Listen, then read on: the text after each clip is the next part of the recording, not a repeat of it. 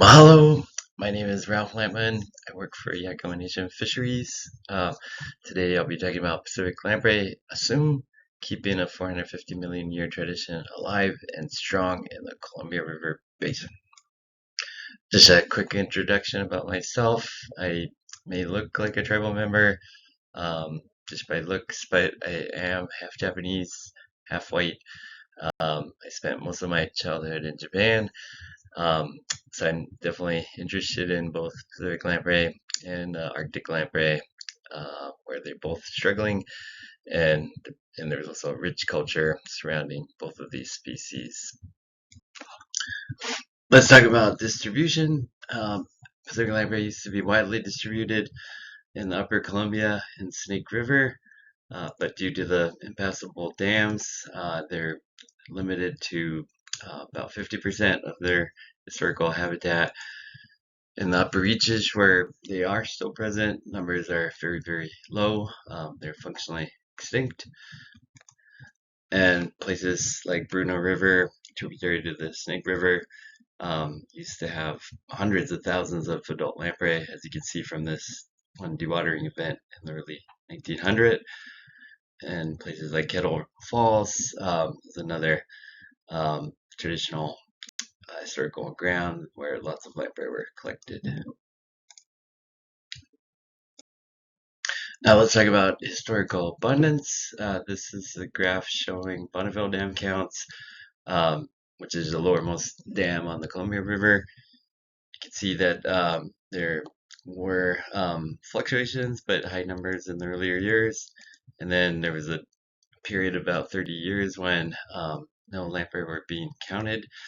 I think the Army Corps just decided that it wasn't important enough to count. And then once the count started, numbers were quite a bit depressed, and they were petitioned for ESA listing in 2003, and there was a really low period when numbers were below 20,000. And this is why, traditional ecological knowledge is really important because it can help us fill that data gap on, what the numbers were like, what the harvests were like during this period. So we have focused quite a bit on interviews to try to understand this better. One topic that I want to bring up is Willamette Falls commercial harvest. It is this has occurred in the earlier years. This is a graph showing, what the numbers were in red, and Bonneville Dam counts is in blue for comparison. You can see that, all the years it was higher than the Bonneville count.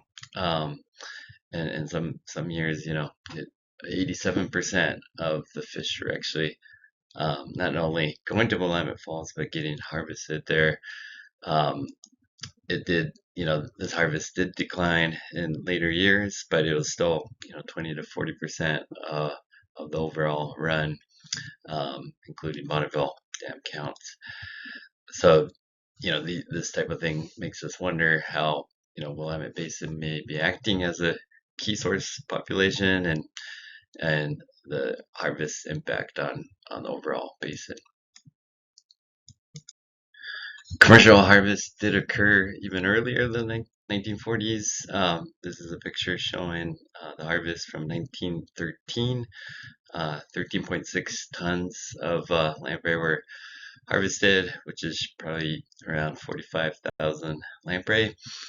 And this feed was used for like salmon fry feed in the hatchery, or fertilizers, etc. 1913 must have been a really good year for lamprey, because this is another photo from that year showing the abundance of lamprey. You could literally walk on the back of the lamprey in this area, and that's what a lot of the elders talk about, is how abundant they were, even in more local streams. This makes me think about Arctic lamprey in the Yukon River. There, for a long time, there was no limit on the harvest, And just recently, there was a limit was set for 44,000 pounds, but really, this is taken from thin air. There are really no estimates on their population level, and how these things are impacting the population is really largely unknown. Fish Commission of Oregon did put together this Fish Commission research brief that talks about lamprey harvest at Willamette Falls, and you can see they created a really intricate system for lamprey harvest, which was put together by Mr. L.T. Critchlaw, a commercial fisherman from Monterey, California. And when I look at this, I can't help but think about the lamprey passage structure at Bonneville Dam. It looks almost exactly the same. Makes me wonder if Mary Moser and Jim Simonson, who initially, put these structures together, maybe they time travel back to help Mr. Critchlaw put this together. But anyway, there is an estimate of how much of these traps are collecting. They estimated 10 to 20% may have been being trapped while this was in operation. Now, using that estimate of about 15% harvest level, put together kind of estimate for what the numbers were at Willamette Falls, and you can see on the high end there was 3.5 million lamprey estimated, and quickly that number of harvests goes down to very low level. Numbers at Bonneville Dam, like the highest number was about 800,000, and it makes it look like even that high number is the tip of the iceberg. There has been, a lot of talk about Pono, meaning prosperity, well-being, and abundance by the keynote speakers. And, seeing these kind of numbers make me think about, what Pono was really like for lamprey in the Columbia Basin, and how we can hopefully bring that back one of these days, one of these years. With many dams on the main side of Columbia and Snake River and low passage rates at many of these dams, the number dwindles quite quickly, and as they go upstream. So this slide is showing those issues. This showcases the issues that lamprey face in the fish ladder.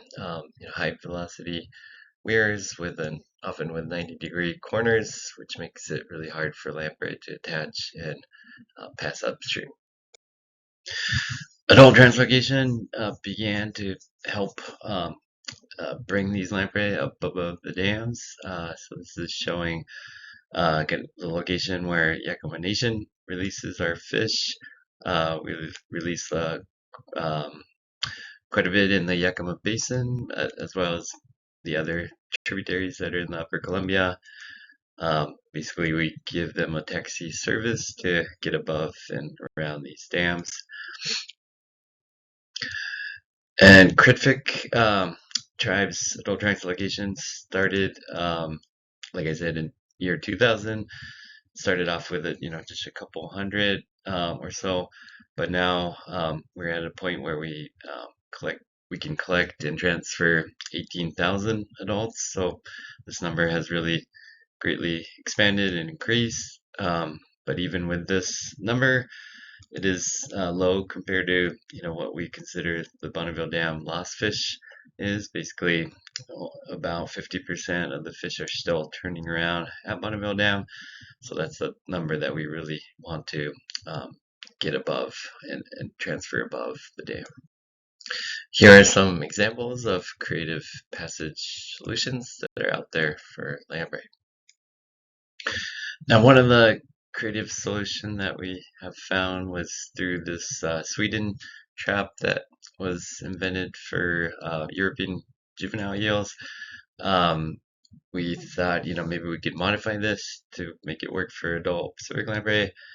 So I contacted the authors, and they said Whoosh Innovations from Seattle, Washington actually holds the patent. So then we started providing input to modify it for adult lamprey, got funding, and so now it's located at one of the large tank at Bonneville Hatchery. We called it the Floating Adult Lamprey Collector Operation Nocturnal, mainly because we wanted to have a cool acronym like Falcon. I think it also kind of looks like the Millennium Falcon from Star Wars, so it's a fitting name. So this is how it works. We have the structure. Lamprey comes in, climbs up the ramp, goes into the trough, and then through the 4-inch flexible tube, gets to the destination. We decided to block off the 4 sides because more lamprey were escaping rather than entering through those areas. We also blocked the bottom end with the plywood, and then added fire hose to attract the lamprey through the entrance. And last but not least, we pushed the structure all the way to the end so that the entrance is as close as possible to the edge habitat. Here's a video of that installation, the catchy music. We use zip ties and twines, maybe some duct tape, whatever we can find to make it perform the way we envisioned. And in the end, this is what the flow looks like.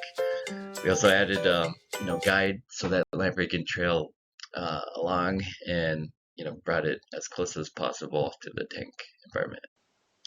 While we're experimenting with the structure, we tried one thing where we added a spray bar on the tank edge to see if we can get more lamprey to come close by.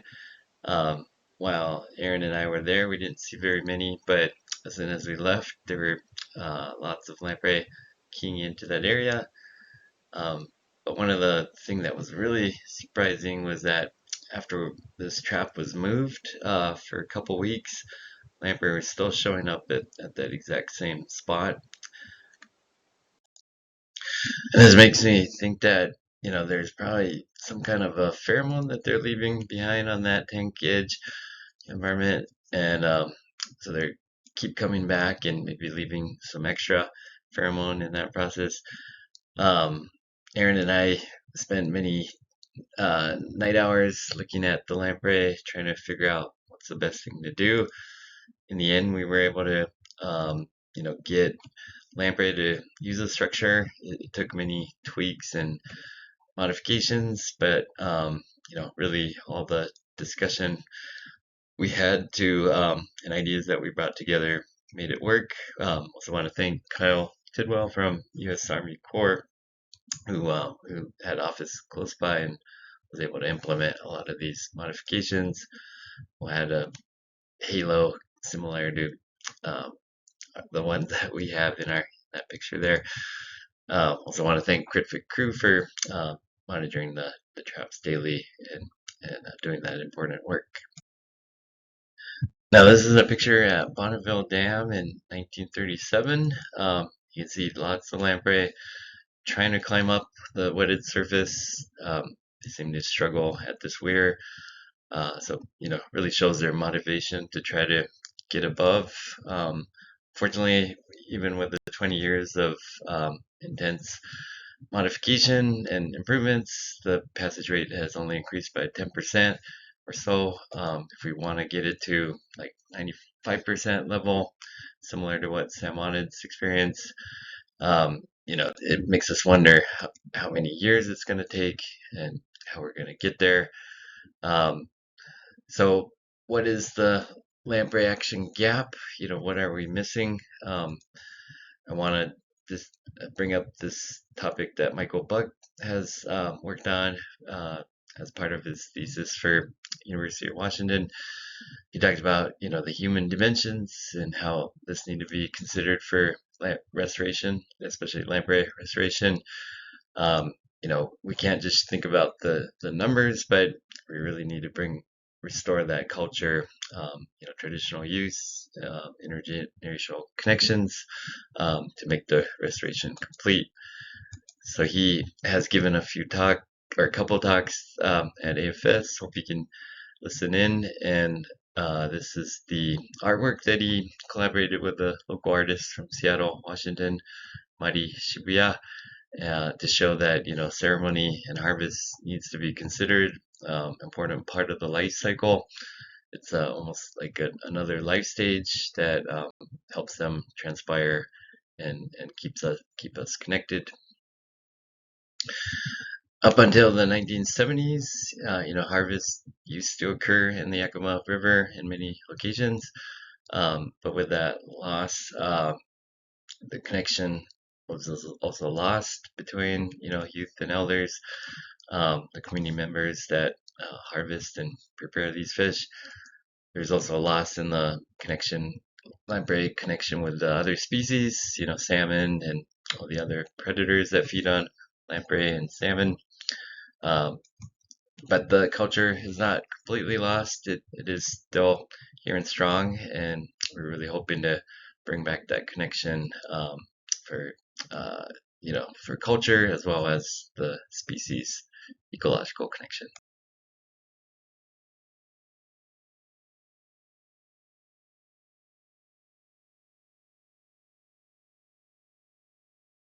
An update to the Tribal Pacific Lamprey Restoration Plan is coming in early 2025, so stay tuned. Mahalo! Thank you for your attention. This is my contact info. I do believe that spiritually lamprey is one of us, um, and also hope that future generations will get a chance to enjoy lamprey, just like this cute little baby in this video, who's my older son when he was 1.5 years old.